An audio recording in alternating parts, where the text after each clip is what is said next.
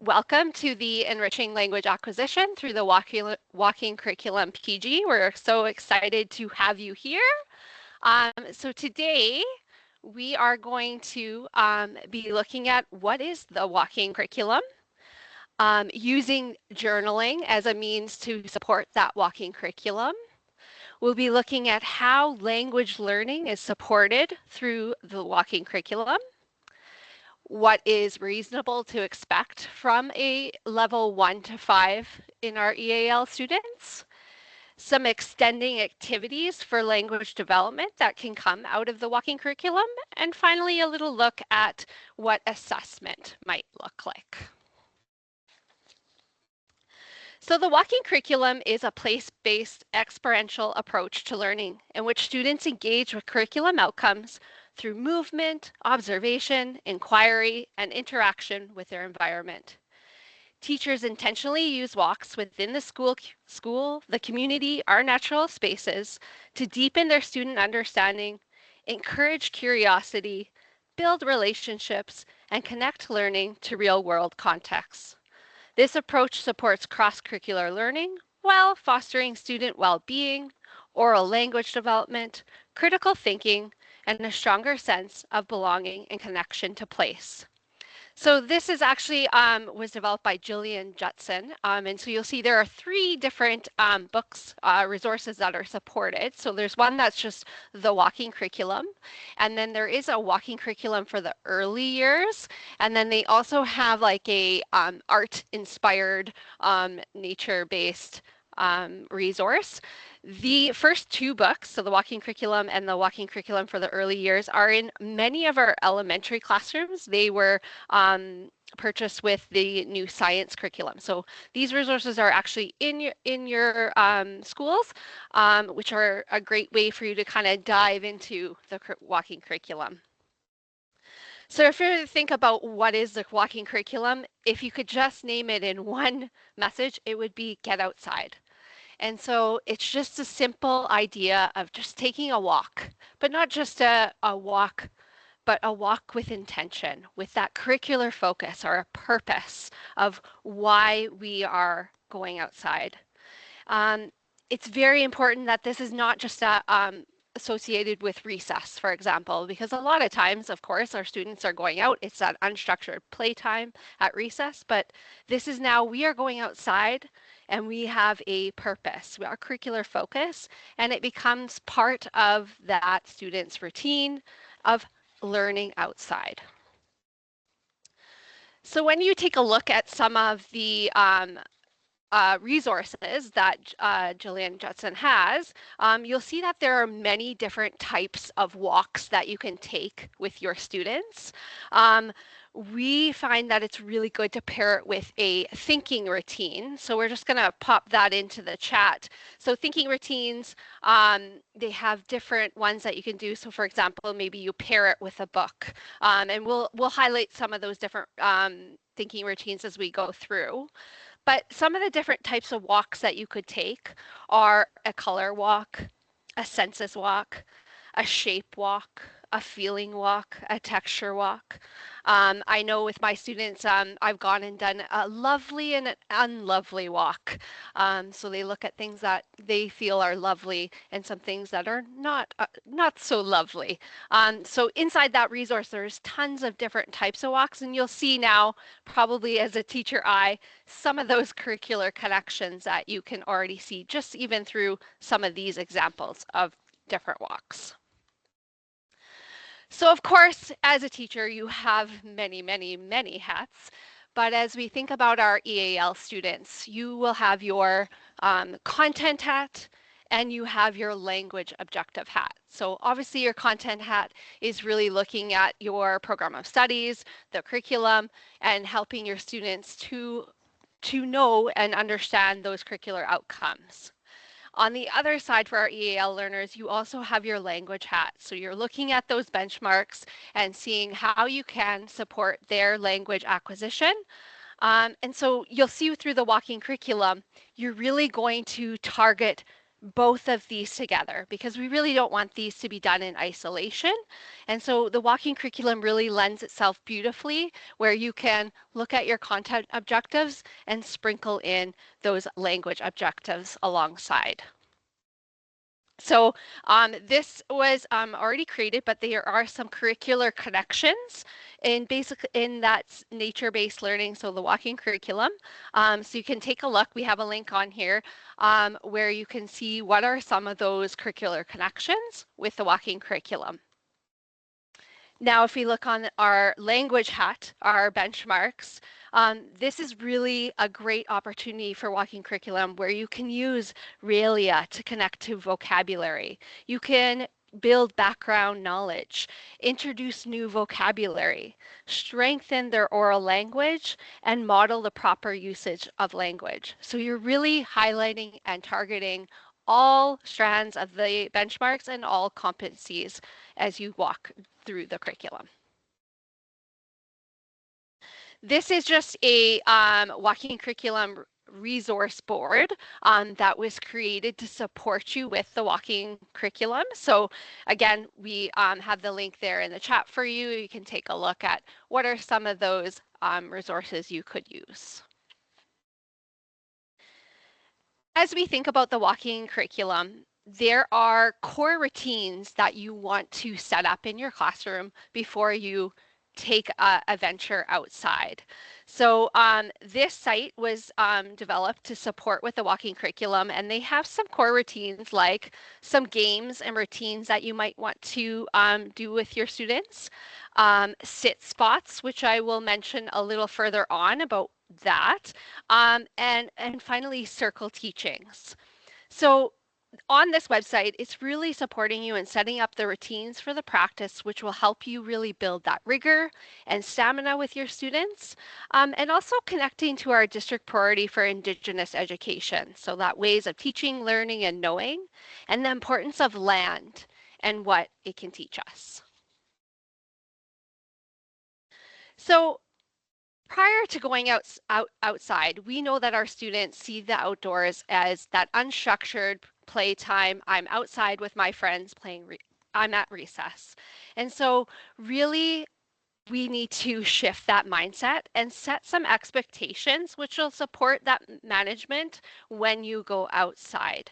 And so it's really thinking about taking your classroom outside those four walls, but then setting those expectations with your students that this is not a recess time, but this is our classroom. This is where we're going to learn outside. So I would even have where you would go with your students for an initial walk and really set those expectations. It's almost like when in September, when you are setting up those routines in your classroom, this is what you are doing before you go outside with your students, is setting the routines, setting those expectations. So we talked about one of those core routines being a sit spot. So this book on the left is called Me and My Sit Spot. This is at all of the K to 6 schools, again, part of the new curriculum for science. But this is a fantastic resource to really introduce the idea of having each student find a spot outside where they are able to focus and really ground themselves in the activity that they are doing. This is really for the student to pick that spot and give them that ownership of, okay, this is my spot where I can learn and I can focus, and this spot is what works for me. Some of these pictures are from actually the ECEC conference, and so they actually had Jillian Judson there, and it was all about the walking curriculum. And they created some sit spots out of recyclable materials. This is really good for your, your K to 3 little ones, because then they actually go outside with their little sit spot and then put it on the ground. I know I've seen some teachers who have gone out to Dollarama and bought those little garden kneeling spots because there's actually a handle on it, and so they can just carry it outside.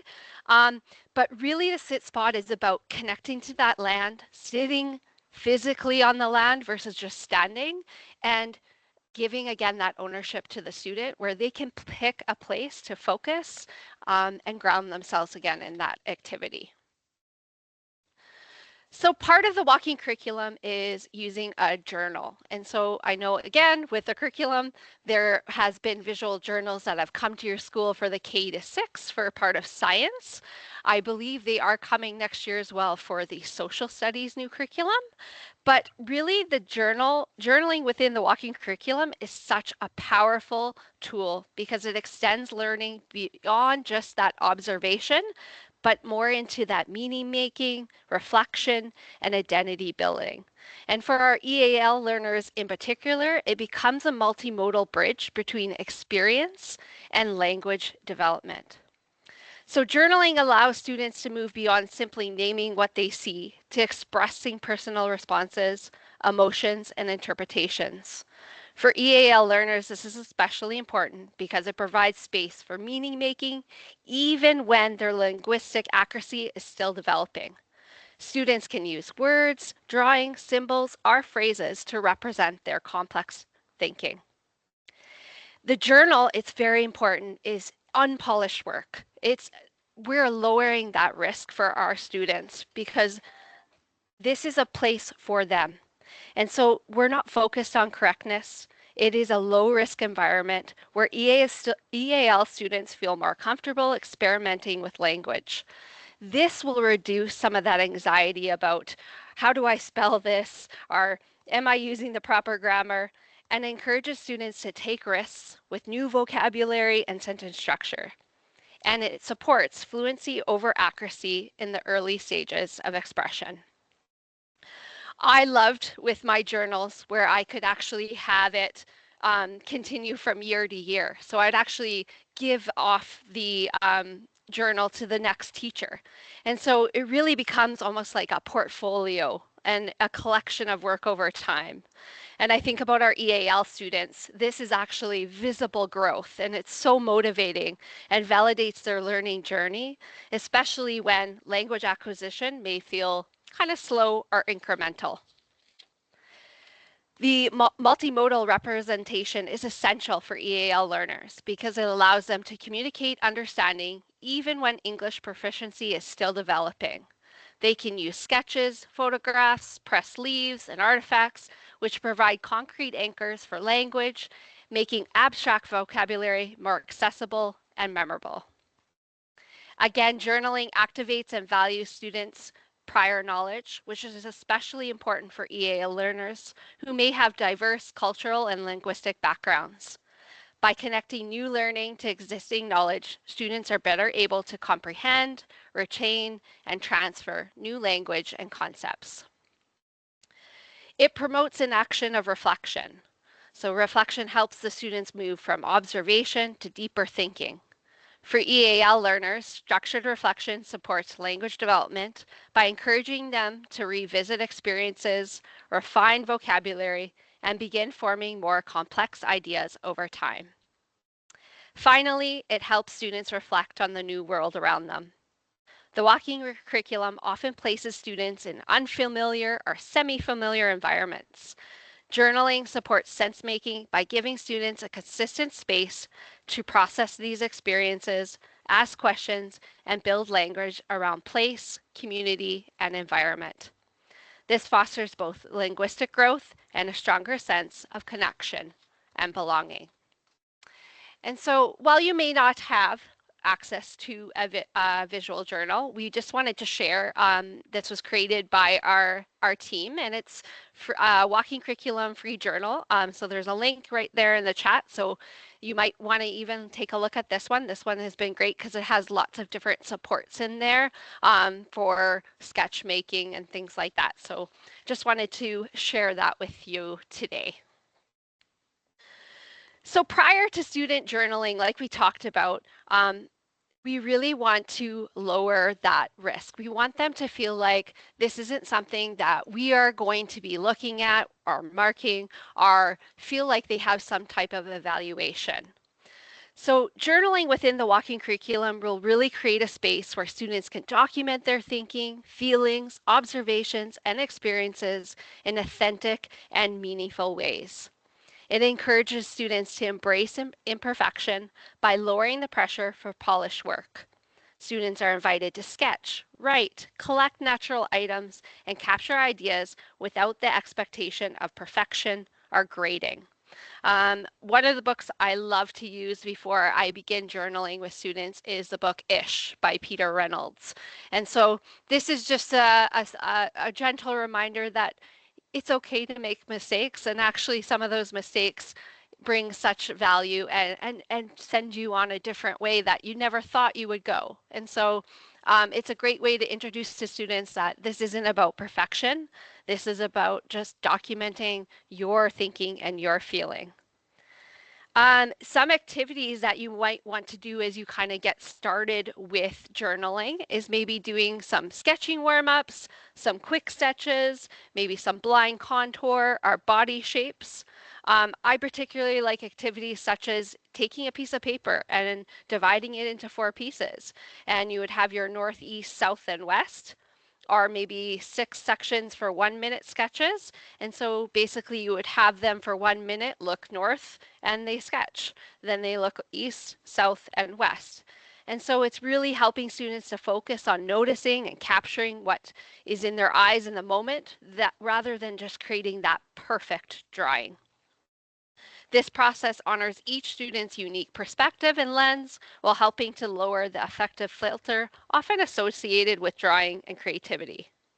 Younger students naturally approach drawing without apprehension, and journaling aims to preserve that confidence as students grow older.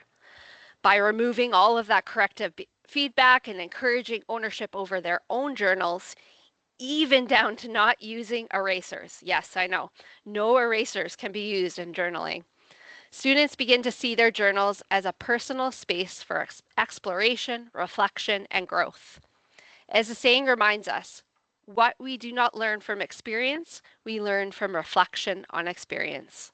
And journaling becomes a powerful tool for helping students reflect on the world, both the world around them and their own evolving understanding of it.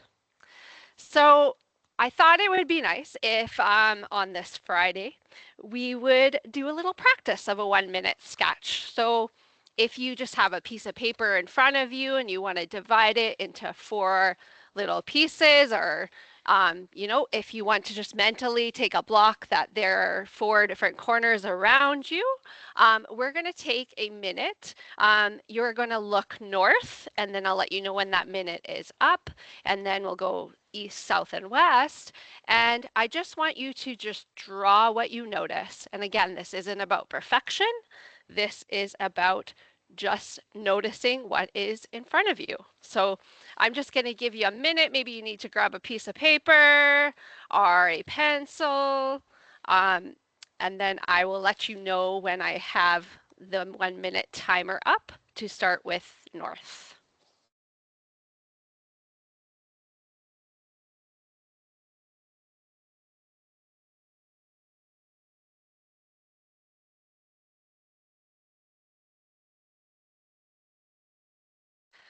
Okay, so everybody is facing north, and I will give your minute starts now.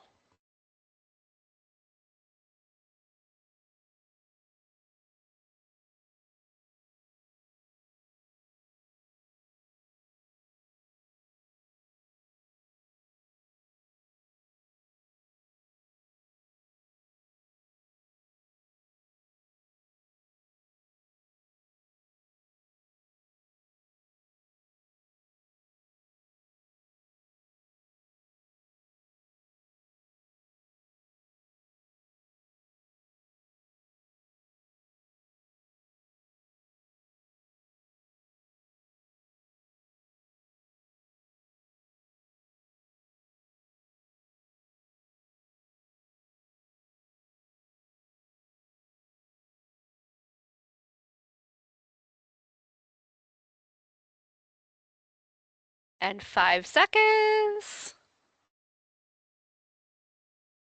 And stop. And now if you want to face a different direction, you can go south, east, west, whichever one you want. Get ready, and 1 minute.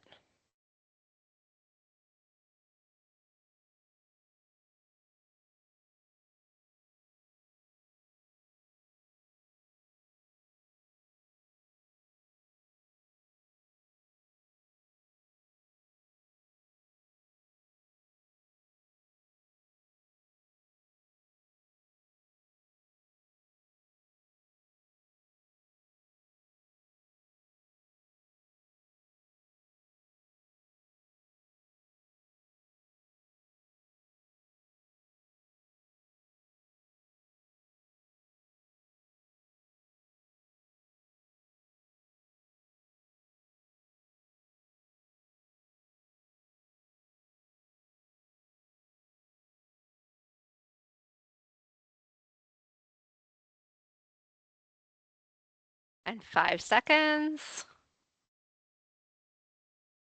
And stop. And then if you would like to face one more direction, so whatever one you haven't done, we have 2 more to go. And start.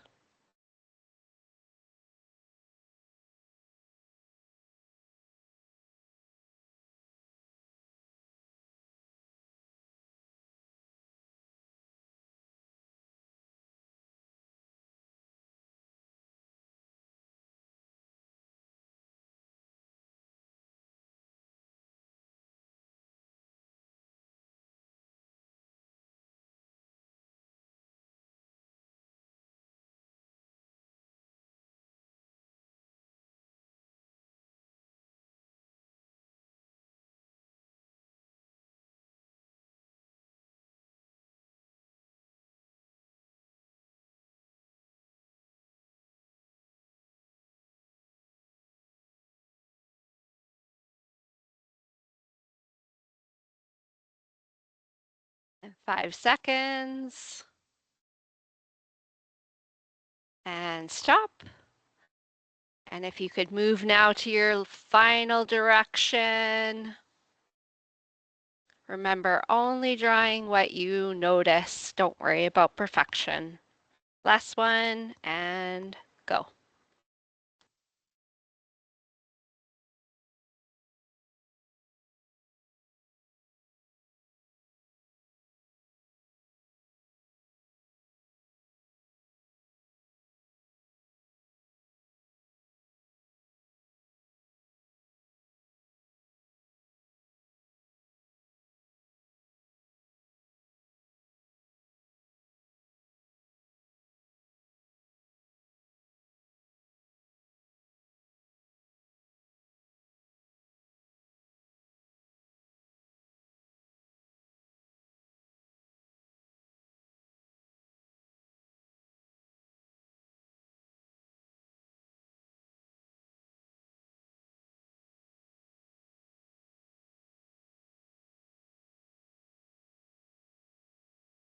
And 5 seconds.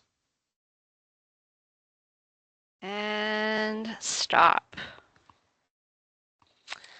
So how did that feel? I hope it kind of gave you a perspective of how students feel.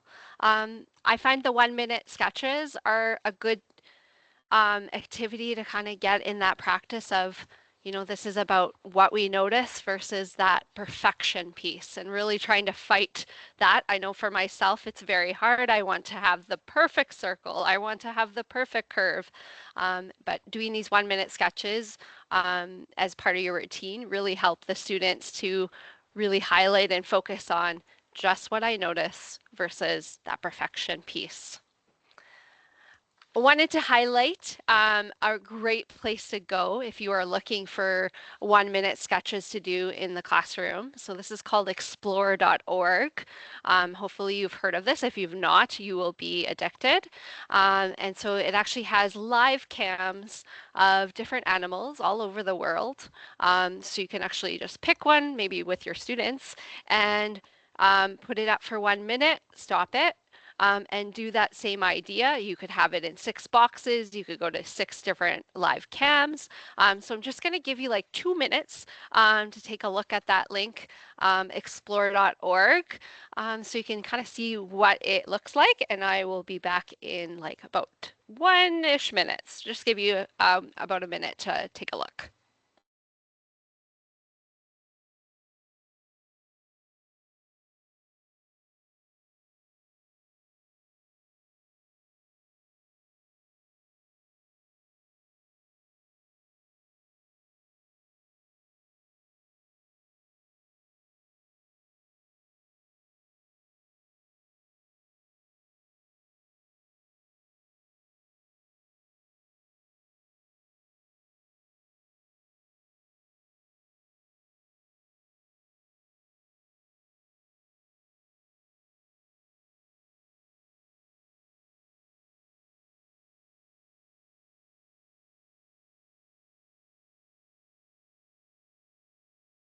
Hopefully you had time to maybe just see kind of one, but just for sake of time, I do want to keep going. But definitely bookmark that website, explore.org, because I know my students absolutely loved looking at all of the different CAMs.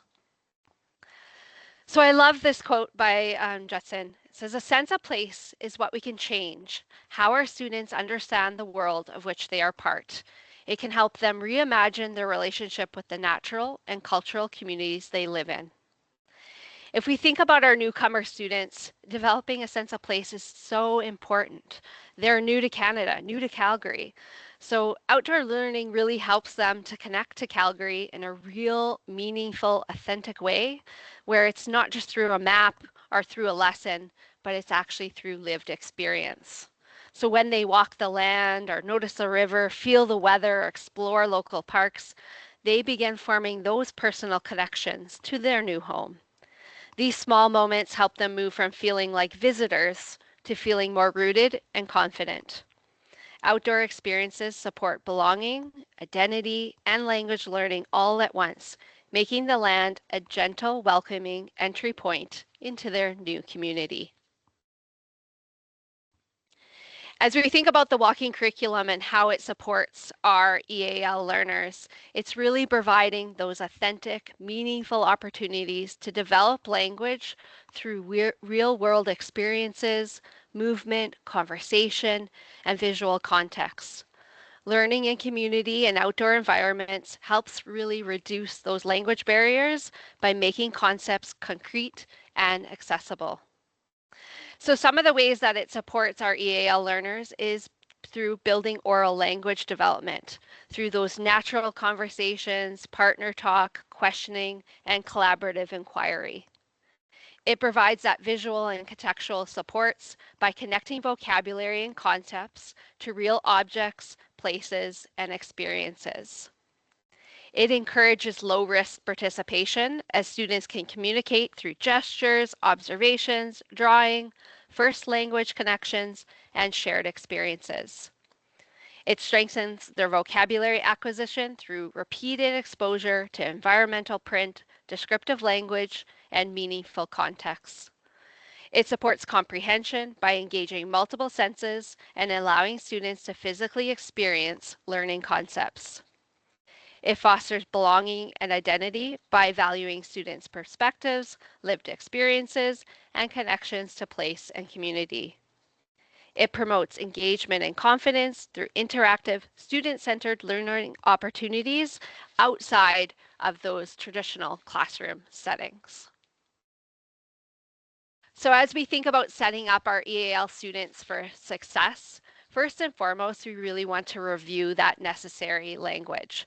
So pre-teaching any key vocabulary or sentence stems and concepts before your journaling or discussion will help our EAL students access the learning with greater confidence. So when they are familiar with that important language ahead of time, they are better able to participate in those conversations, organize their thinking, and express their ideas more independently. We always talk about this model, model, model, but in modeling those specific techniques and explicitly modeling how to record observations, questions, how to sketch, how to label, and put those reflections in a journal. This gives them that visual of the example of what effective journaling looks like. That helps EAL students understand those expectations, but also provide language structures they can imitate and build from. We think about talk first, giving those opportunities where they can think and discuss and rehearse ideas with a partner, a small group, or as a whole class before writing is essential for that language development. Oral rehearsal supports vocabulary retrieval, strengthens comprehension, and increases student confidence before transferring ideas to print. And lastly, demonstrate organization in students' journal by modeling in your own. Again, that idea of modeling. So explicitly modeling how to put in all of these pieces gives predictability and clarity for our EAL learners and really sets them up for success and to be more independent. During your walk with your students, these are a couple of things that you might want to consider. So maybe using some stop points. So maybe freeze and point or touch something rough. So these intentional stop points during the walks provide EAL students with structured opportunities to pause, observe, and connect language to concrete experiences. Simple prompts paired with movement or sensory interaction make learning more accessible because students can physically see, touch, and experience vocabulary and concepts in context. These routines also lower the language demand by allowing students to respond through gestures, pointing, or single words before moving toward more complex oral language. Whispering questions to partners before whole class sharing. So again, this allows those students to quietly rehearse responses with a partner, which supports that oral language development and builds confidence for our EAL learners. Partner talk allows students to process ideas, hear language modeled by peers, practice vocabulary, and organize their thinking before speaking in a larger group setting. This reduces anxiety, increases participation, especially for our EALs who are still developing that confidence in English. Lastly, we want to encourage that multilingual talk during that exploration time. So allowing students to use their first language during inquiry and exploration supports that deeper thinking, comprehension, and engagement. Multilingual discussions help students process new concepts more effectively by connecting their prior knowledge and experiences to new learning. By encouraging translating also affirms students' identities and demonstrates that all languages are valued as tools for learning. Students are often able to transfer their understanding developed in their first language into English more successfully when they are given opportunities to think and collaborate bilingually. I am now going to pass it over to Stacy, who's going to actually take you through a virtual walk today. Perfect. Thanks so much, Kim.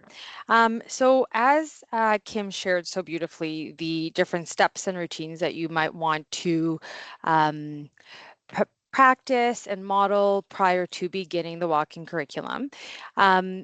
We wanted to do the same here.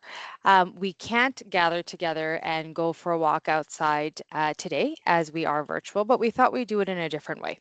So we collected an image of this path with this green space and trees all around, and thought that it might be something very familiar to many of us, either from the communities around our schools or our own neighborhood communities.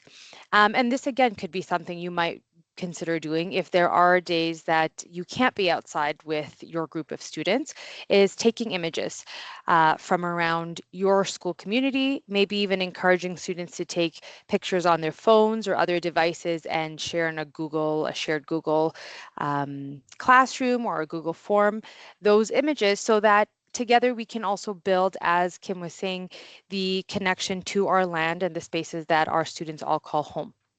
So what we'll do now in our virtual walk is we're going to take a look at this image. Um, Notice where your eye is drawn, where maybe even your past experiences, your background knowledge of the land, your interests, maybe bringing your eye to focus in on specific things from this image over others. Maybe colors stand out for you, maybe certain textures or the feel of what that sun might feel like on your skin, in your eyes, as you either go for a walk or a bike ride or rollerblade down this path. And just we ask you to consider now, and this is one of our thinking routines that had been posted earlier on, is this one here. I see, I think, and I wonder. So I'll give you a couple of minutes here just to work through those. Please feel free, if you feel comfortable, to use these sentence starters and add to the chat. From this image, what do you see? What does it make you think? And what are you wondering about?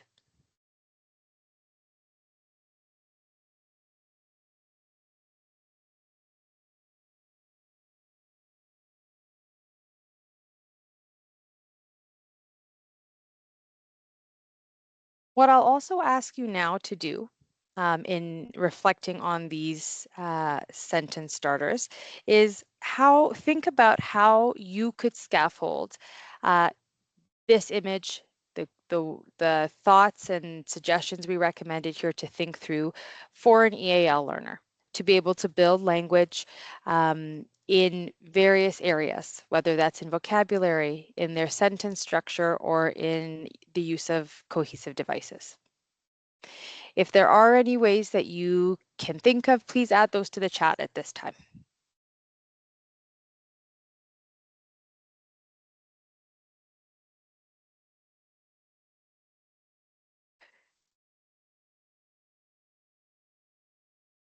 So on this slide here, we've identified a number of ways in which you can scaffold this activity to be able to support language development. And so first off with that thought process or that thought routine, we looked at noticing. And I asked you to even be reflective and be really intentional on where are your experiences, your interests drawing you to this image. And that might be something that you also are noticing in your students. What stood out for certain students over others? And why might that be? Looking at naming. Students may be able to name one or two images or one or two items from this image in very foundational ways, depending on their proficiency level. They may be able to give you full paragraphs around what they've seen in this image.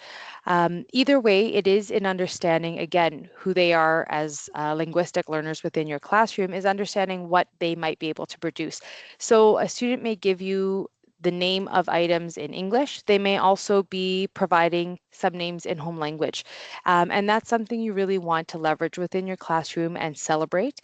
And it gives you an opportunity to then bridge what they already know, a conceptual understanding in their home language, to the English equivalent of it.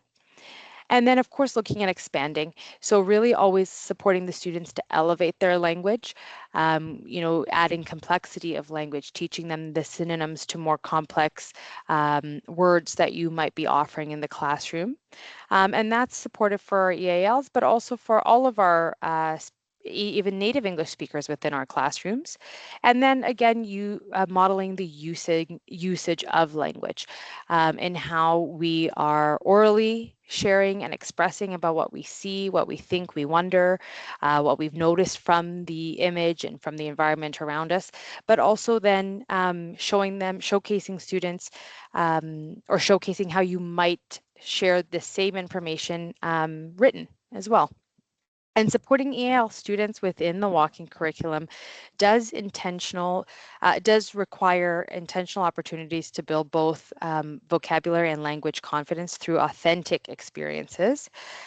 These outdoor learning opportunities do provide, those rich contexts for connecting everyday words to more precise academic language. So, for example, expanding the word tree. They may have identified tree, they may have given it to you in home language as well. And then maybe adding to that and saying, you know what, this is a coniferous tree, for instance, or introducing more positional vocabulary, such as beside, behind, or between during some of that intentional questioning that you might offer through your walk, if it's in person or if it's a virtual walk as well, as we did here. As teachers, you can also scaffold both oral and written, as I mentioned, the production of language that way by providing sentence frames, even curating very specific word banks that might be associated with an image either that you've taken prior to or students have collected in that Google Classroom, as I mentioned, and opportunities for students to make connections to their home language and past experiences, which really will help them to bridge, to that prior knowledge, bridging that prior knowledge to new learning that they may have in the classroom that does connect to the content of the classroom as well. Opportunities like this also really do help with language function. And you can embed that very intentionally through this outdoor experience by encouraging students to describe. For instance, in an image of maybe the river, the water is calm today, and what that might mean in terms of calm for running water as opposed to calm for how we feel in our bodies at certain times, or comparing. So this tree is taller than the bush. Predicting even. I think it will rain because in the distance I might see a few gray clouds. It's blue kind of in the foreground, but far away it's a bit grayer to me. And then also giving them the opportunity to explain. So the area is muddy because of the water. This is also allowing them or supporting them to use those cohesive devices. It's supporting students not only in vocabulary building, but this describing, comparing, predicting, and explaining also supports that higher level thinking, supporting that increase in rigor for all of our students, especially our EALs. And again, the pictures that you might take ahead of time, either yourself or your students, you may want to actually have students label before you go outside, so that they have a bit of language to support them in describing what they are seeing when they are actually immersed in the environment outside of the classroom. On the next slide here, these are just pieces to keep in mind for yourself.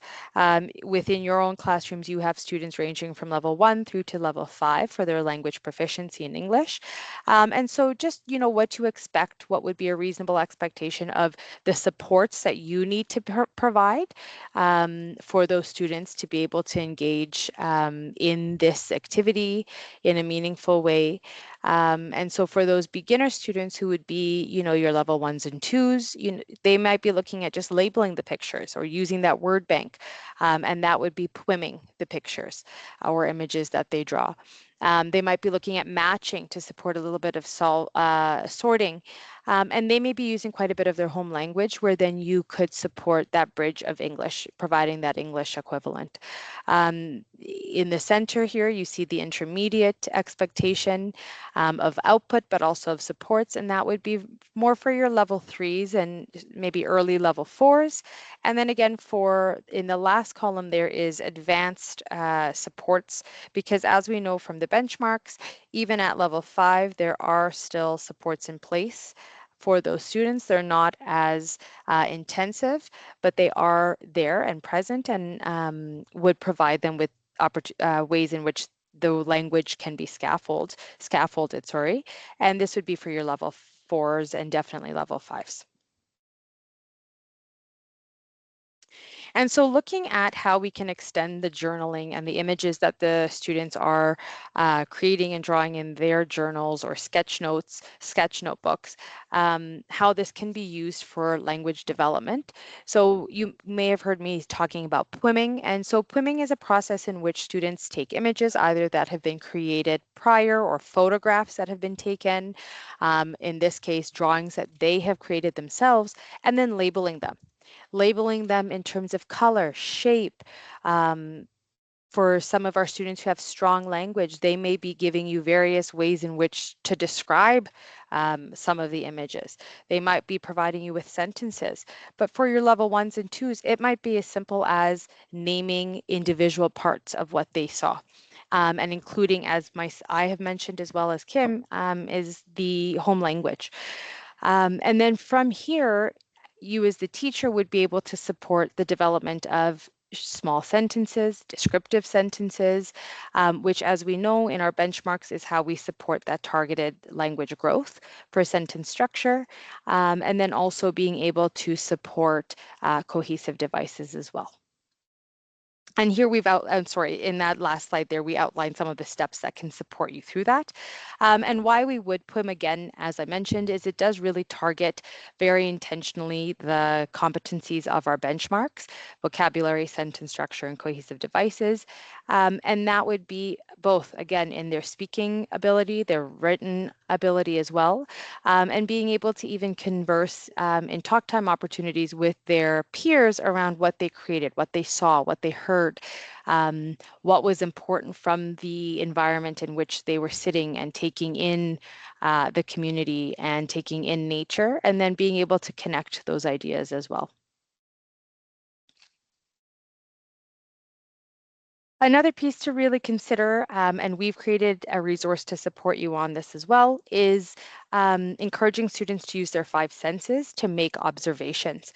And so when students are out in the community on the nature walk or even visiting different outdoor spaces virtually, um, encouraging them to use their five senses to describe, to make observations, and to connect to either ideas they previously have come into the classroom with or that they are learning currently within the content of your classroom. And on the next slide, we have linked the five senses sentence starters for you. This resource is tiered as well. So there are within each of the bullets, you'll see that there are some starters and frames that will support your level ones and twos, and then of course your level threes and fours and fives as well, which of course those frames are much more complex. But this can support students in, again, the oral expression of speaking through what they have drawn and why, but also the written expression as well. So supporting, again, those two strands of the benchmarks.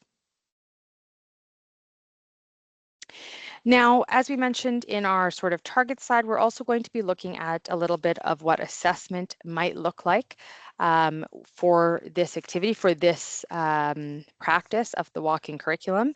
And in terms of the feedback, it would be formative, certainly, as Kim mentioned, that those notebooks, those sketch notebooks can be something that follows a student from one grade to the next to really showcase that growth in language, growth in skills over time, just as the benchmarks kind of are not just per grade, but over a trajectory of a couple of years. So it really helps to support that scaffolding and growth. But something to keep in mind is the feedback that you are providing students with within their journals are not going to be critical. This is a place where you are helping them unpack further their thoughts, their ideas. And so it might be thoughts you may have, it may be compliments you're providing, 3 stars and a wish, and maybe even I wonder statements to get them kind of, thinking further, thinking deeper. And the reason why, and another piece to note is we're not editing anything when we are providing feedback to what they have written. This is that very safe space for them to just express and take, really raw what they're thinking, what they're feeling in that moment outdoors, connecting to that space. We do want to remember that the journal is shaped and created by the author, the student. So there should be no corrections made by anyone outside of that journal.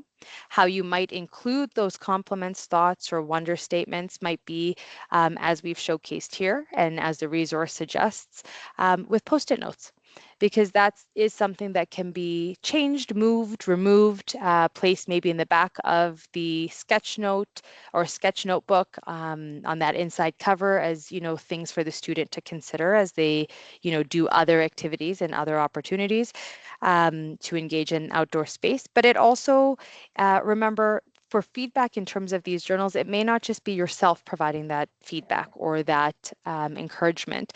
It could be peer feedback that is represented here. And again, through the use of post-it notes. I know you could also get very creative. There's very cute, very creative post-it notes that you can also purchase. We've seen used as well in this circumstance, not just these, very original square post-it notes, but also self-reflection. It's opportunities for students themselves to kind of come back after a day or two and reflect on what they drew, what they wrote, why they wrote it, and add a little bit of information there as well. The resource also recommends this tag feedback routine, and there's sentence starters for it here. And the tag stands for tell something you liked, ask a question about what you saw, read, or noticed, and then give a positive suggestion. So we've included here those sentence starters to support you in how you would be providing the feedback, but also if you are choosing to do peer feedback within your classroom, this could be something that is modeled for your students, practiced, and then they're able to provide that feedback to each other as well. Now, as we know in Calgary, sometimes going outside in your day, if you've planned it, doesn't always pan out. The weather might shift to rain or snow. And so, if that does happen in the course of the day, there are ways you can pivot, certainly. And here are some links that we've included for you to be able to visit these live webcams and online webcams that take you to places where they would be engaged in, viewing wildlife, visiting zoos as well. And you could do a bit of that outdoor curriculum indoors, but through the lens of these websites.